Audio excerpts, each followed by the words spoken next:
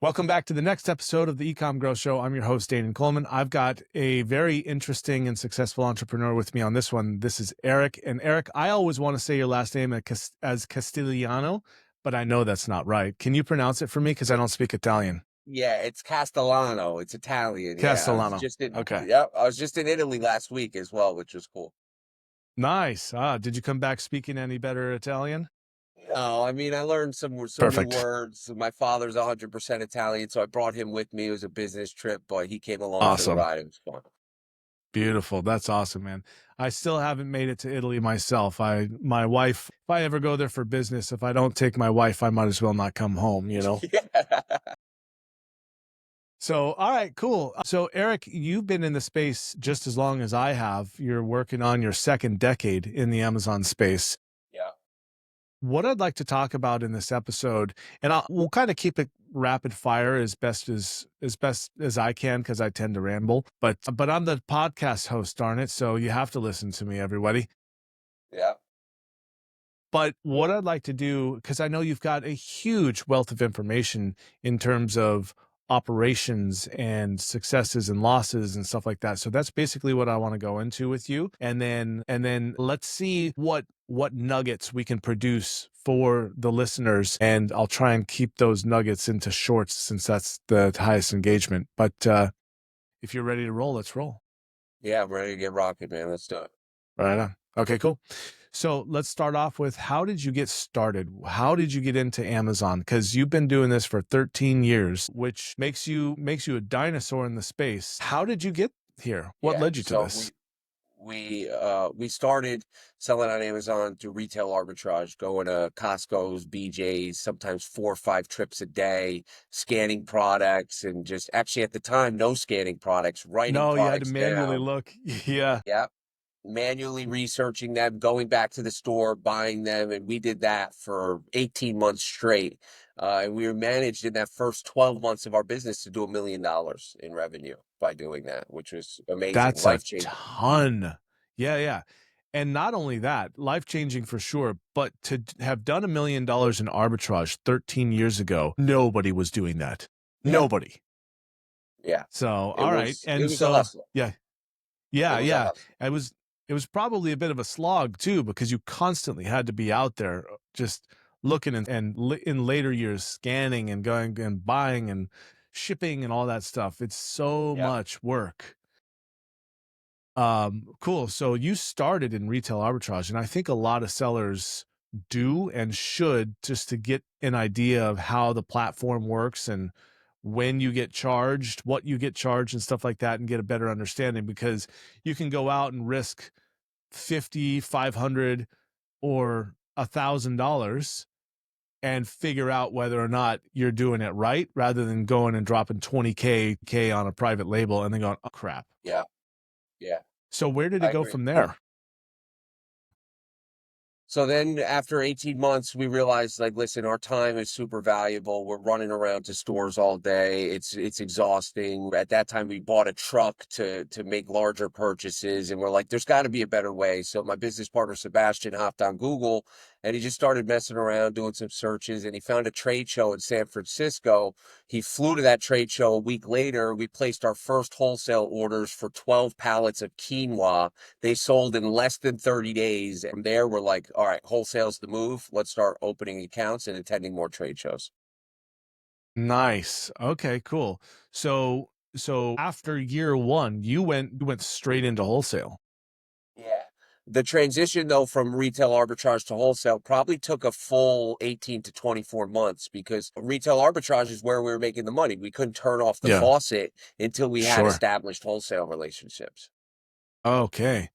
Okay, cool. And so, all right, so we're now about 2.5, 3 years in. What happens? What do you do? Do you still do retail arbitrage, or are you just mostly wholesale these days? Yeah, by year 3, 3.5, we're maybe 5 or 10% arbitrage, just if there's great opportunities. And a majority of our business is wholesale at that point. And by then, we were moving into our second warehouse, which is about 2,500 square feet. And once we moved into there, we just went all wholesale, because then we had a loading dock. We actually had 2 loading docks. so we could get wholesale shipments. We had more space so we could get more products at one time. And we just started taking off and building a team at that point. Awesome. So I think that your journey in this, first of all, you were extraordinarily early on the chain of Amazon sellers, the Amazon wave, as Tomer Rabinovich likes to call it, right? You were extremely early. But I still think that that's a really good path to take. You get your feet wet with going wholesale, retail, online arbitrage, but arbitrage of some sort, and you get a feel for how the system works, what the charges are and all that stuff. Then I think the next logical thing is to go into wholesale. Now you can start dropping a few more $1,000, 5,000, $10,000 at a time. And then with products that are just flying off the shelf, right? So you don't have to worry about product launches. You don't have to worry about reviews. You don't have to worry about anything. If you can make a profit, you will make a profit as long as there's not 730 other sellers. Do you still think that today that is a good system to implement? As if I were a new seller, would you still suggest taking that path? Yeah, 100%. If you're a brand new seller at Amazon, I recommend doing arbitrage because it's going to teach you about the Amazon space, how to prep orders, ship orders, manage customer returns, deal with customer feedback, understand Amazon's pricing structure. It's going to give you the foundational experience you need. And also it's a low cost of entry. You don't need thousands of dollars. You could start with $400 or $500 and really start growing to build your capital to then branch into either wholesale or private label once you have that firm understanding of how Amazon operates. Awesome. Yeah. So you're not the first person I've asked that question of, and of everyone that I've asked, they've all answered exactly the same. And interestingly enough, that's not the route that I took, and I did screw up my private labels. Yeah. So you just went right All into right. PL? You just went right into private label? So no, actually, you were telling me earlier about 20% of what you got is basically brand exclusivity, right? Yeah. Where, yeah, that's what I've done since the Mhm. beginning. Nice. So I started in 2010 and I didn't have, I'll give you the, we were just talking about storytelling, right? And how effective it is, but I'll give you the elevator life of Danan and how I got into Amazon is got hit by a school bus. I was incapacitated. I was a traveling salesman. I was like stuck in a bed, then in a wheelchair and on painkillers and broken bones and internals and all kinds of stuff. And I had to figure out how to make money because I was on the verge of medical bankruptcy. And so I fell into Amazon because a friend of mine was selling a supplement and he just casually mentioned, oh, I just got my supplement on Amazon. And that supplement company was owned by the company I used to work for when I got hit. And so I went, well, can I sell it? He's like, yeah, sure. Your price is this. I'm like, what are you selling it for? It was like $10. And he's like, I'm selling it for $25. I was like, oh, $25. That's $15 profit, Yeah. which it No. wasn't $15 Yeah. profit, but I sure thought it Even if was it's at the 5, time. even if it's 5, Yeah. that's good. Yeah. Yeah, exactly. It's like that. Hey, would you give me $10,000 to make $15,000? Everyone says, oh yeah, absolutely. Yeah. But that's actually, so I started selling that product without having any money. So I listed it. I'd make a sale. I'd go get a bottle of the supplements and we would fulfill it. And I put that on a credit card that was like nearly maxed out. And that's how I got started. Then I got exclusivity to that brand, and then another brand came my way, and I got exclusivity to that. And the whole time, that product was the only one that I paid for before I sold it. Every other brand I've worked with, I get it. I get exclusivity. Get the product on consignment, and I just do a rev share at the end of the month. It's so much easier. Yeah. I never see Yeah. the inventory, nothing. Yeah. So Your story that's reminds how I me sell. your story reminds me a lot of I forgot the gentleman's name. He spoke at an event in New York City. Him and his wife own Mary Ruth Organics, and at the time they manufactured these products and they only had like enough money to place a 20 bottle order on their first order, and they're like, all right, and then they went back, got a $40 40 bottle order, 80 bottle order, and just scaled it from there. Yeah. And now I'm pretty sure it does 150 million a month on Amazon. Yeah. Yeah, they're one of the largest brands on Amazon. Yeah, I know who you're talking about, and I can't remember his name either. But yeah, that brand is an absolute killer success story. And Mary Ruth, let's see. It's her business partner, or is it It's her her husband? Is husband. it David? It's David. Yes, David. That is correct. It's David. Yeah, okay. Yeah, so what a rocket ride they had. And of course, it's not all rainbows, roses, and unicorns in this business. Anyone that tells you it is, that's a lying YouTube ad as he sits on his Ferrari Yeah. Hurricane. Yeah. But all right, sweet. Yeah, so that's how I got started. And you went the route that I think is the far better route. So when I got exclusivity, I used that capital to go straight into PL when I was used to not having to worry about purchasing inventory. I didn't do really much in the way of advertising because there was brand search volume. Basically, after launching, I think I did 3 private labels, and first one was an absolute and utter failure. I threw it in the trash. The second one was, no, wait, 1, 2, 3, 4. I did 4 private labels, and 3 of them were moderately successful, but the amount of work involved A lot. was like, yeah, I was like, forget this. I'm just going to go do what I was doing Yeah. and sell out of this inventory. Yeah. But all right, cool. That's awesome to hear that the path you took is the suggested path of professionals to this very day. Yeah. 100%. And I Yeah. just want to correct myself. I just checked on Smart Scout. Mary Ruth's doing 22 million a month, which is still, I mean, crazy. That's nothing. Yeah. Crazy. It's crazy. Peons in the space of Amazon, they probably have barely enough money to afford socks. Yeah. And Yeah. I think Mary Ruth is now their own manufacturer, if I remember correctly. And That's true. so I mean, it makes I sense think when you're so. producing that much. Yeah. And also another big brand is Beauty by Earth. Ah, And I'm fairly certain that they're also their own manufacturer. So it seems that once you get to a certain size, it makes sense to invest into your own manufacturing because you can reduce your costs significantly, which, you know what? Maybe we'll talk a little bit about that because in a little while we're going to talk about tariffs. Not yeah. yet, though. So, what do you suggest? I'm going to go on to the next question here. What do you suggest for someone that is currently selling and looking to expand their business? Yeah. Yeah, so I'm a firm believer in a hybrid business model, because I've done the 100% arbitrage, 100% wholesale, and I think you're able to make a lot more money and keep a lot more profits when you're able to pick and choose, right, which products you want to sell. So right now, my business is 10% private label, 20% brand exclusive, where we manage brands on Amazon, and 70% wholesale. The private label has great margins, but as we know, ad spend eats a lot of them. So it's almost equivalent to our wholesale margins, but then the brand margins. So an No assortment of all kidding. three, yeah, an assortment of all three give us a very healthy P&L at the end of the year. Yeah, that makes sense. And so that makes a lot of sense. I could see that being at the stage that you're at. Uh, let me guess your strategy here. Your 70% wholesale because that's just a revenue generation. You put a little bit into private label because you know that even though you don't make as much money necessarily as you would expect to being a private label owner, you are building that brand and it has brand value. So at some point, if you want to, you'll be able to exit that, right? So that's a long-term strategy, if I'm not mistaken. Yes, correct. Long-term Cool. strategy with the private label and wholesales pays the bills, makes a little extra Yep. money.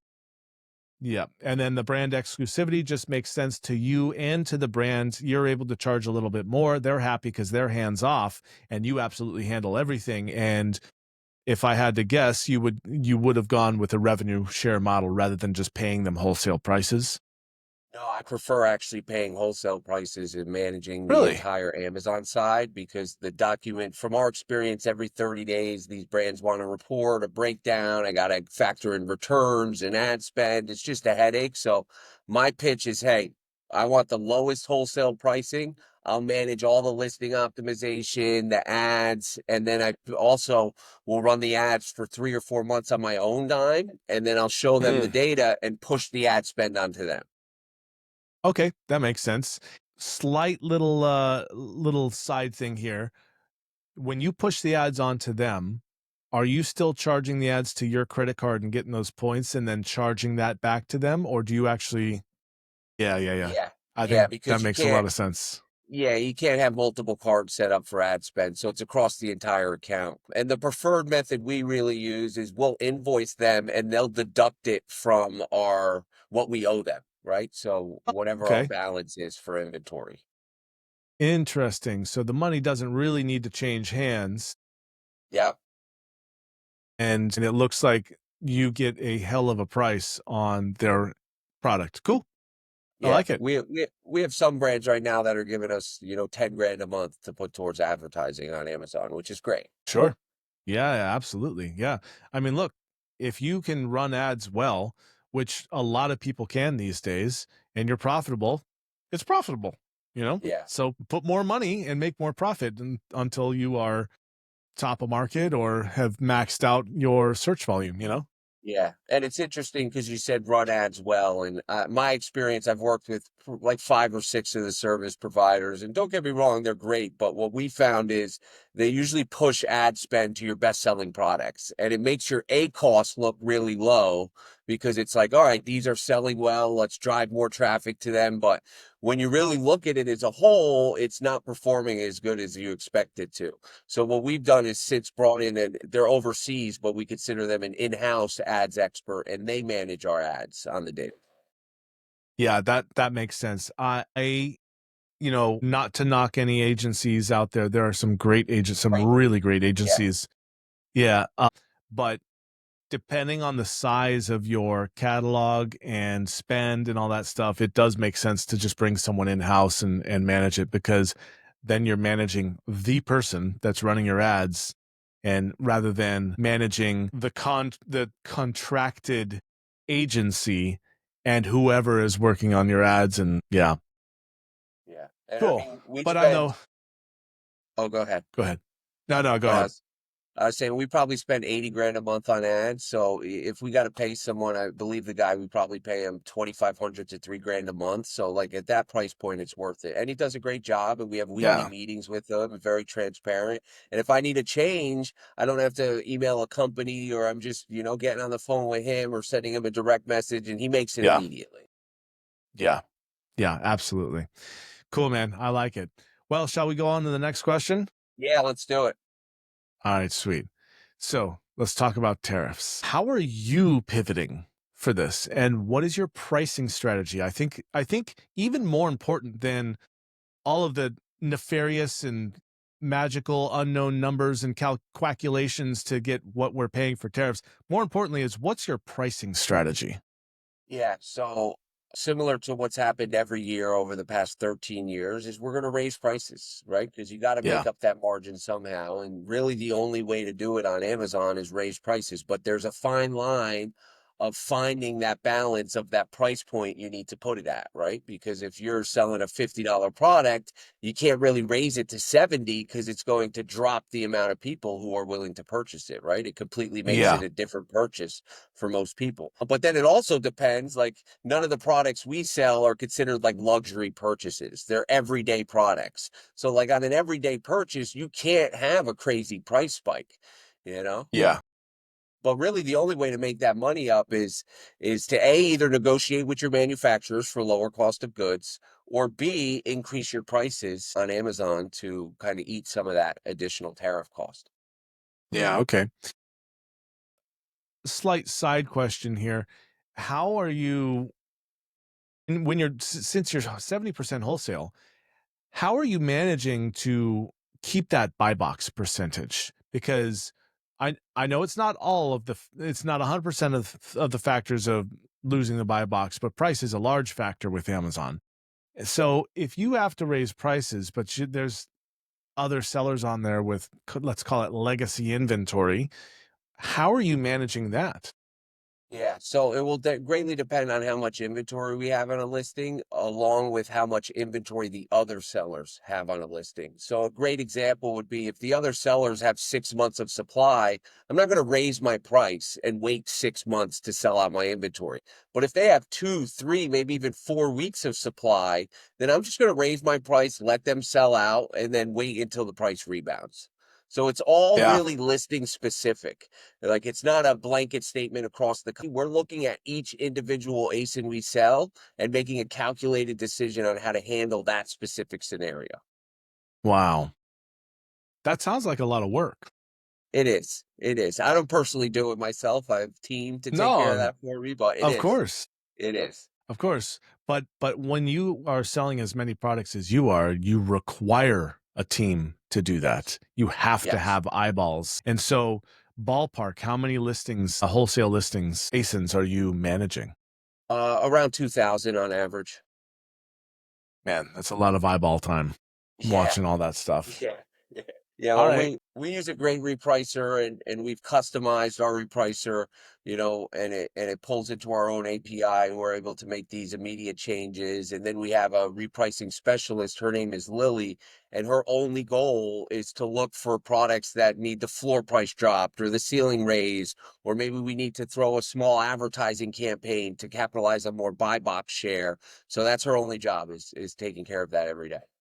Wow. Thanks, Lily. You're keeping Eric, Yeah. keeping the lights Same. on for Eric. Yeah, yeah. Insane for sure. Yeah. Lily's a gem. She started as a packer in our business, and then she upgraded to a manager in the warehouse. Then she became a buyer. She's been with us for probably 7 years. Wow, that's awesome. You know, it's also awesome to see that you, as an executive, recognize talent and then move them up inside the company. That's awesome too. Yeah, So, not a lot. we promote from within. Yeah, that's good stuff. All right, sweet. All right. So, speaking of Lily and her amazingness, you have quite a large operation. You've got 35 staff or Yeah, thereabouts. You're doing about 50 million a year. And so with all of that revenue, with all of those employees comes not from experience, but just by there's a few brands of your size out there that I've consulted, comes a lot of drama, comes a yes, lot of little fires that have to be put out, corners that get cut perhaps. What is your strategy to optimize the production of your team? yeah, yeah. So our strategy is putting management in place to manage each individual team. So those employees are no longer coming to me and Sebastian about issues. They're going to management. Management's resolving those problems. And if management can't, then they're coming to us and bringing it up on one of our weekly meetings. So we've trained all the management because we have the experience. So they are basically clones of us. So 98% of the problems are resolved before I even hear about them, know about them, or they even are brought into my office at all. Very nice. Is SOPs a big part of that? So yes, but in our business, it's interesting. They're more verbal SOPs and they're passed down from employee to employee. We used to document them, but because as we all know, Amazon changes their TOS all the time, their requirements, and it's just a nightmare. So we stopped documenting them because they would be outdated. If you're not updating them every 30, 60 days, it no longer really applies for a lot of your SOPs. So all our SOPs are verbally passed down through training and team building exercises within our Cool. business. And so the people that are doing the training are also the people that are actively operating in the space that you're training, I suspect. Yeah. Yes. Yeah, 100%. So an example would be like our prep stations. We have 5 of them. At each prep station, there's 4 employees. Each prep station has a prep lead who manages the other 3 employees. Any issues are reported to her or him. Anything they can't resolve are brought to our warehouse manager who then resolves it. And then if he or she can't manage it or resolve it, then it's brought to our weekly meeting. And then me and Sebastian put our hands in it and figure out a solution. Nice. So I have to assume with a structure like that, you've spent a fair amount of time with mentors and probably, if I had to guess, also spent a fair amount of time researching business models like Yes. strategies and organization. What models have had the most influence on how you organize your operation? Yeah. I would think to keep it as simple as possible is like Ford's production line. even if you walk and you're ordering a burger at McDonald's and you take a peek at the back and you just see how they operate, right? Everything has its specific location. It's all within a hand reach. When someone's getting something to package a burger, they're not walking 20 steps away to get that package Yeah. to package the burger. They're just reaching their hand up. So we've modeled our business the same way. It's a production line. Everything has its place, and the less steps our employees take, the more efficient we can be, the more profit we can make. I love it, man. That I try to operate exactly the same way. Like all the way down to where if I'm putting the dishes away, I go, okay, can I carry more of this so I don't have to turn around and do it a second time? And sometimes I think I drive my wife crazy because I'm like, honey, if you actually just rinsed it first and then filled it with water, you would spend three times less getting it into the dishwasher. And she's like, shut up, get out of my Yeah. kitchen. Eh, But eh, that, yeah, go ahead. Oh, I was gonna say, and additionally, investing in relationships. Like I know this guy Ernie, he operates it's like a liquidation business, but he's got a 150,000 square foot warehouse in New Jersey, 80,000 square foot in Las Vegas, and we continued to purchase from him even though margins were low because the relationship was so amazing, and he just taught us so much game about operating a warehouse that it was worth it for us to continue to buy from him, although we weren't making, Yeah. hundreds of thousands of dollars a year out of that company.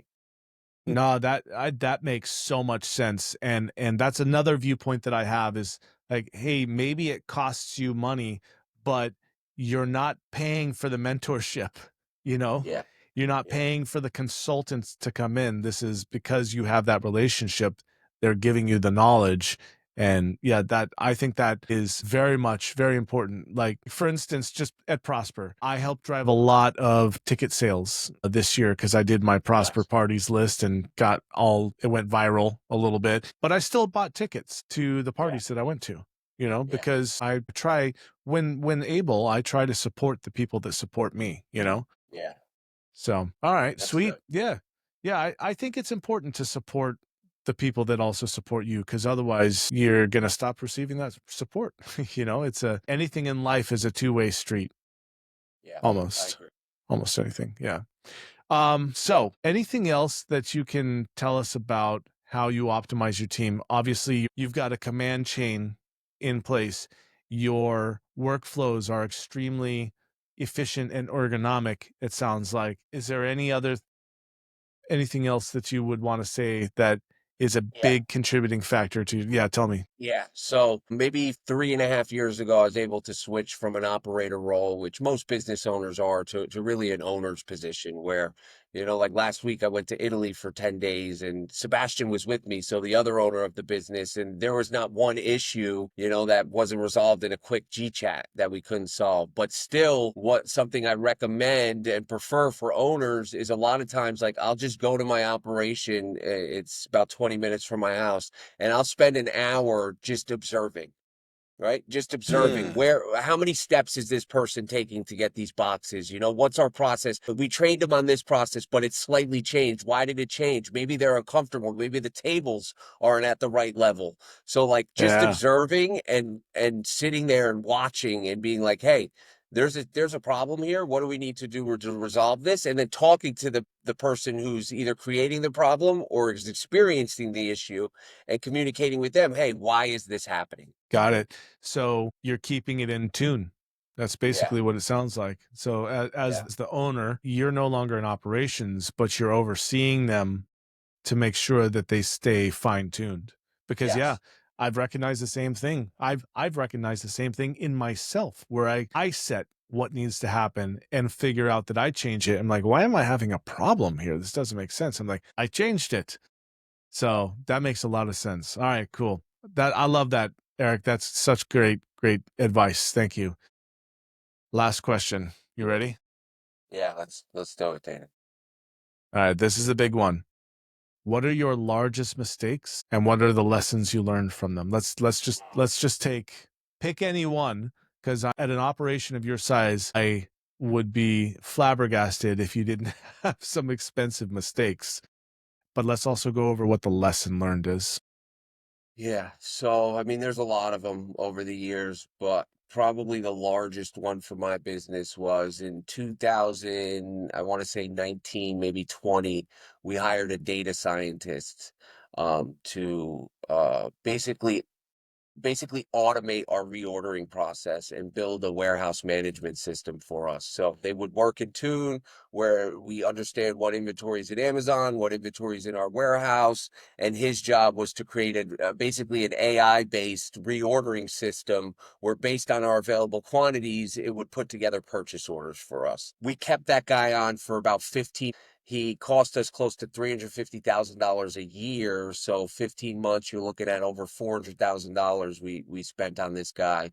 And after 15 months, and reviewing his work and the progress he made, we realized not much progress was made at all, and we let him go. So it Yeah. was a complete waste. Well, not a complete waste, but a semi waste of time on our end and a lot Yeah. of money spent. Yeah. And so the lesson learned on that, was it that, hey, rather than trying to invent a technology, let's go and find out what's there and then make it work? Or was it, yeah, what No, I don't think that was the lesson because we tried a lot of the available, warehouse management systems, and none of them actually worked. And we've since actually done it in house now and built so our you have? own. But I Okay. think the valuable lesson for me was um, fire fast. If you're questioning someone's ability and you're waiting for them to like show up and really take the initiative that you think they're going to take, like, you cut your losses, get rid of them, bring someone else on, nix the project, move on, and keep it going. I think that's the biggest Got it. lesson there. Yeah, okay. That makes sense. Yeah, there's a saying out there, and I can't remember where I heard this from, but it's slow, fire fast. Yeah. So you want to vet the people that you're bringing on, and then you want to get rid of them quickly if they're not performing. Like, I don't have an operation like yours. I don't ever want to have an operation like yours. Mad respect to you for having it, but I specifically don't want what you have. I have hired over the years, before I even got into Amazon, I have hired and fired probably almost 100 people, and I always give them two chances to improve. Maybe it's three. So the Depends first on who it time, is. um, yeah, it does. It also depends on what is the mistake or what is the inability to produce the results, right? If because I know that I'm not that good at training my person. I give them enough information for them to, and I expect them to go, okay, I know what's being asked for. I know roughly what needs to be done. Let me go figure it out. And that's also kind of how I gauge the IQ. And I don't mean like the number, their IQ number, but IQ from the standpoint of problem solving skills. Like, the amount of people that ask me a question like, hey, how do I do blah? I'm like, well, did you look it up on YouTube? No. Like, okay, well, there's probably 73,000 videos on that. I'd Yeah. start there.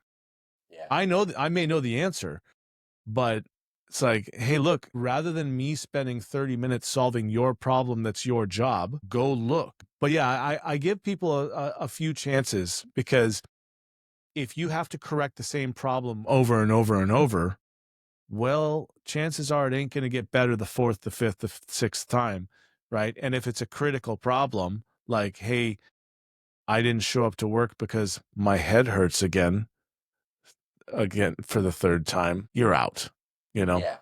I agree. So, all right. So fire fast, definitely a good lesson learned. We got time for one more. What's one more costly mistake? And it doesn't have to be money. It could be time, and it could be mental anguish even. But what's one more costly mistake, and what did you learn from that to better run your business, life, etc.?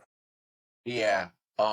So this one will be time and money. It was not properly analyzing our business on a quarterly or even annually basis. So something we've since created is, we call it our company health supplier review, where every single quarter we take all of our suppliers and we look at the sales revenue, the order quantities, the profits, the operating profits, the ad spend, and we analyze all that information, and then we start eliminating companies that we're doing business with. Right. And we didn't do this till probably 3, 4 years ago. what we realized when we first did it is that we were buying products from a lot of companies consistently, spending some of them $1 million, $2 million a year. And when we actually analyzed the company as a whole, we were working a lot harder than we were getting for our return on investment for that and that money that we were spending with them. So I think really reviewing the business on a quarterly, at least annual basis, and making cuts, because what happens as entrepreneurs, business owners, we get comfortable. It's so easy to place an order with company XYZ and it's just consistent. You got a great relationship with the sales rep. But when you actually look at the numbers, a lot of times it doesn't make sense. Very interesting. So it sounds like in recent years, you've built to such a level that optimization really shows in the numbers. And okay, cool. I try to do this myself, but I try to stay in my own company as lean as possible and to automate as much as I can, right? And I couldn't agree with you more. And I think it's critically important not only that you do it, that you invest the mental time, the mental capacity, that whatever I'm trying to say here, put your mind to it and spend the time to do it, because like an hour invested now might save you 5 later or 50 later, right? It's like the McDonald's thing. If you have to turn around 3 times to 3 different locations to get your mustard, ketchup, and mayo, let's say, well, that's 3 times longer than having one little squeezy thing and 3 spouts. Whoops, wrong symbol. Sorry. Whatever. You know what I'm saying? And it just squirts all 3 right there. You know what I mean? Yeah. Yeah. It's yeah, and that time, that's profit, that's production capabilities. Well, Eric, I'd like to say thank you very much for coming on and sharing this information, and I hope that it helps you, the listener, to think about not just where you are today, but where do you want to be in the future, and how do you get there with the most efficiency possible? Because Eric learns these lessons along the way, and you can take this 30 minutes, this 40 minutes and his experience and implement that into your company now and probably save yourself hundreds of thousands of dollars, tens of thousands of hours, etc. So Eric, thank you for sharing that information. Yeah. Danan, man, it's always a pleasure to catch up, and I had a great time, my Likewise. man. Thank you. All right, buddy. I'll see you at the next event. Yeah. See you at the next event, man. All right, see ya.